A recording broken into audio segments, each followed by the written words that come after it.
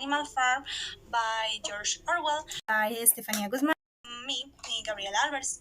So before I start with the presentation, let me tell you a summarize of the book. As we say before in our last presentation, Animal Farm tells the story of a group of farm animals in the manor farm who rebel against their human farmer, hoping to create like a new society, a better society where the animals can be equal, free, and happy. So they again make this rebellion against their farmer, and they achieve.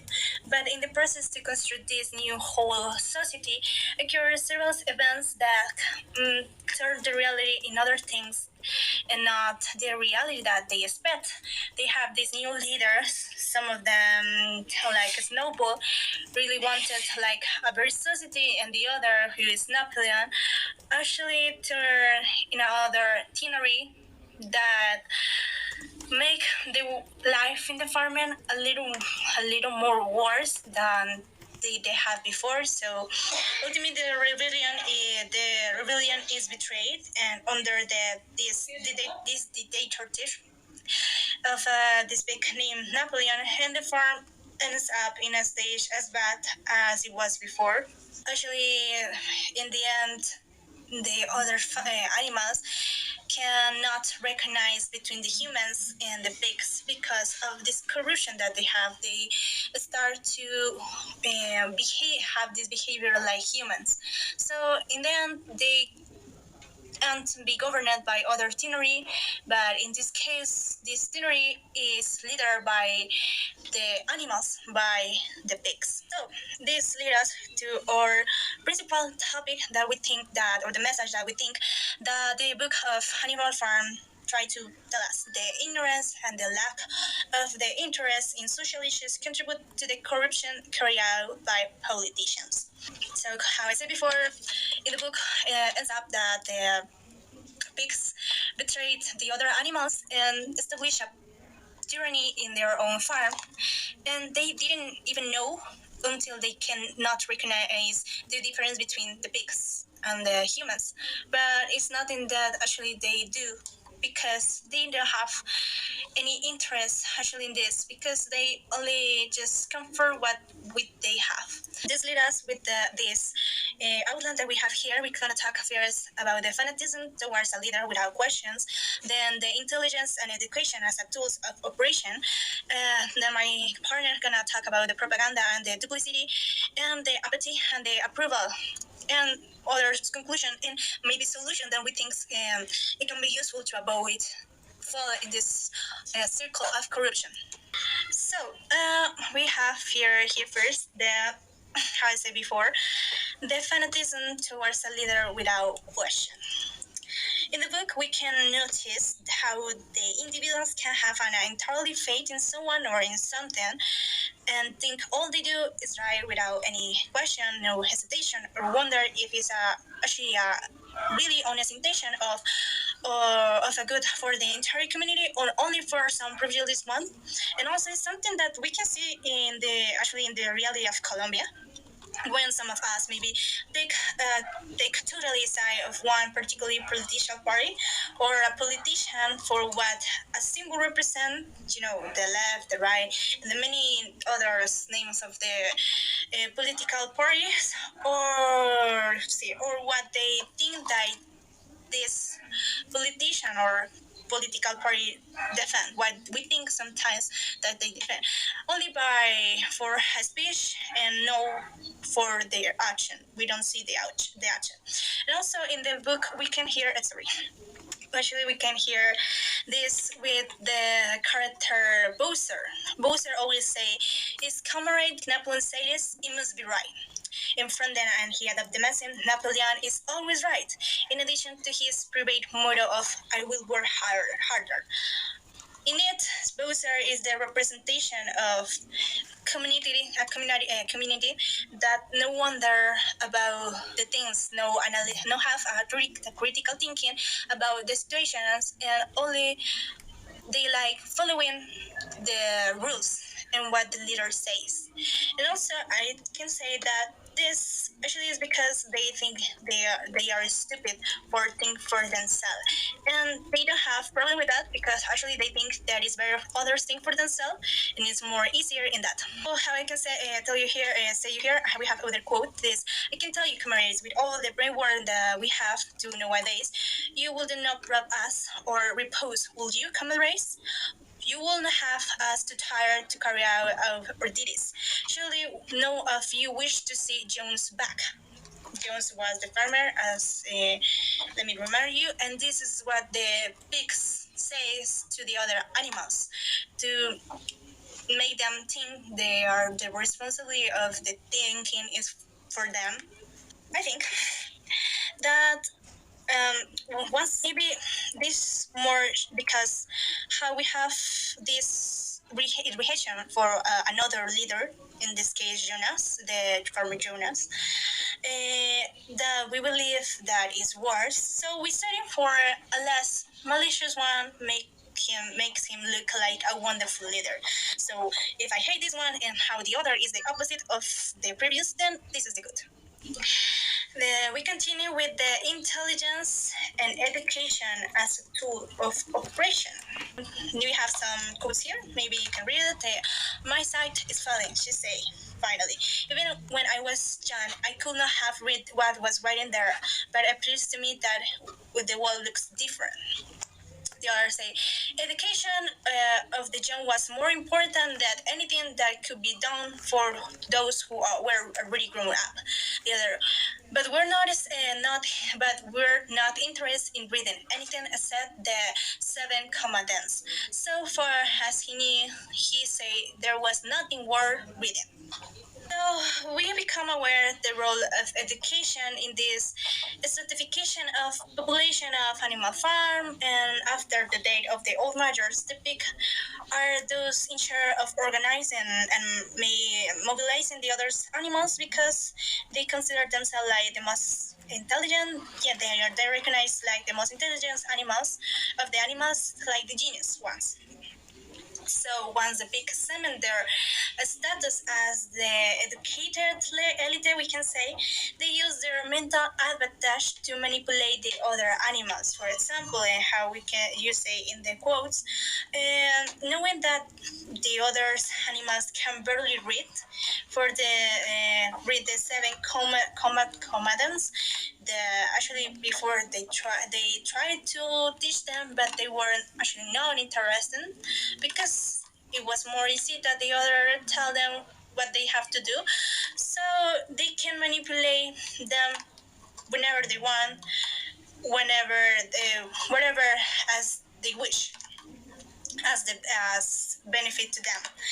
So this shows that the pigs not only have the opportunity advantage, but also the opportunity to turn down any opportunity they want. The big intelligence and the education allow them to subdue another animals through the use of propaganda and their fluently and beautiful speech. So at the end of the book, actually, we can see that Napoleons have preparation to decay a new generation of pigs and infiltrate them into the code of operation. In other words, we can see that actually in Colombia, let's think us about maybe education in Colombia we have here is more to have have a critical thinking that make us think more and see beyond that the reality or what the illusion of social media maybe want to make us believe. Manipulation of the system, because it's a system of education where it's only read a book, answer this question that maybe make us know wondering about the real situations, and it's a indoctrination toward obedience, only following the rules, like only for being workers, not for being leaders. Think no more than the necessary to the leaderships of the politician can or could still manipulate us. Propaganda and duplicity.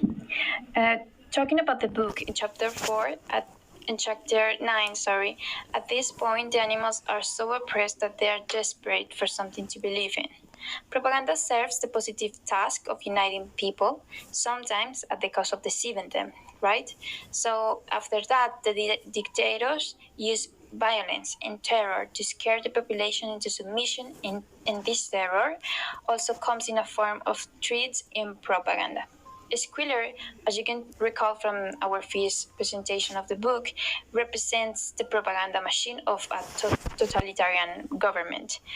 So, an example of that is that every time the animals dare to question an aspect of Napoleon's regime, Squealer treated them into believing in the return of Mr. Jones. And they, of course, didn't want this to happen again. Also, one of the main examples of violence and terror in the novel is the pattern of public execution. That is where Napoleon started killing the animals, basically for the hell of it, and sometimes because he could gain something from doing it. And um, after after the executions, Napoleon abolishes the singing of Beast of England in a favor of a new anthem, whose lyrics contain the promise of not harming Animal Farm.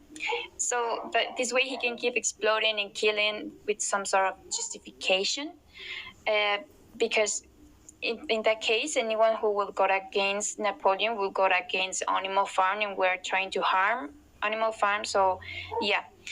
In this propaganda maneuver, Napoleon replaces the revolutionary spirit of Beast of England with its complete opposite, a promise of not rebelling, because this way he wouldn't be he would it would be easy to keep the animals submissive. Uh, this way, besides being a tool of manipulation, propaganda also becomes an agent of fear and terror.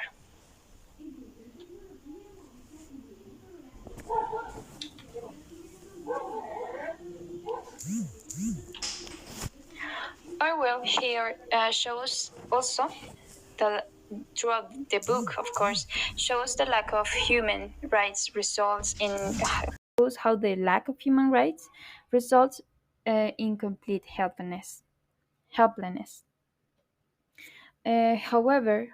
While he emphasized the necessity of human rights, the novel does not suggest how to achieve them. After all, once the animals overthrow Jones and win their rights back to some extent, the pigs take away those rights, and the cycle of exploitation continues with just new players, so there's not actually really solution to it. About the end of the book finals image expresses the animal's realization that the pigs have become as cruel and oppressive as human farmers. As they contemplate the eccentric side of the pigs drinking and playing at a table with humans as if they were one themselves. The ending also makes the argument that political power is always the same. Whoever has it and whatever ideology is used to justify it, it just is always the same. Now here we have this kind of solution that we try to find for the problematic that we were contemplating in the book about the corruption. And we found an article called Corruption Causes, Consequences, and Cures by Raymond Fisman and Miriam Golden that point out some measures to fight the corruption, to not actually from a positive point of view, because from a negative point of view, people usually just believe that corruption is a human nature and it cannot be erased at all, and we have to deal with it. And it is not actually true to some extent, because there's 4 measures that we extracted from the article. The first one talks about a leadership, and it says exactly in the article. For proper house cleaning and repairs, it is a good idea to begin by fixing the roof. Hence, many authors, including Professor Syed Hossein at Alatas of Malaysia, a noted authority on corruption, are of the view that the leadership in a country has a key role to play in combating corruption. The second one will be credibility. Basically, credibility will aim to a publicity campaign to create greater awareness of the adverse effects of corruption and a clear official pronouncement of the desirability to bring it under control will be really helpful for fighting corruption. The next one will be responsible press, because I think it's also a key point, because what the people think it's really important, the population think is really important, if they are really aware of what's going on and what can they do if it is needed to do something against corruption. So a responsible press, it will be able to gather, analyze, organize, present, and disseminate information that is considered vital to create greater public awareness and to provide the momentum of our undertaking reforms to overcome corruption, of course. The next one will be improving institutions. Basically, it involves such things as improving the legal framework, smoother, less time-consuming, and less burdensome ways to conduct business in the functioning of law courts, in the functioning of law courts, and in the administration of justice, of course, because we need to promote efficiency of the police force. And summarizing, to make these measures effective against corruption, it must therefore address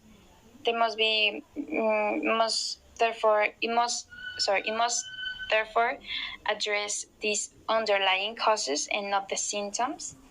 It has to have an emphasis in the place of preventing corruption by tackling the root causes that give rise to it through undertaking economic, political, and institutional reforms, of course. And that will be all. Thank you very much, and thank you.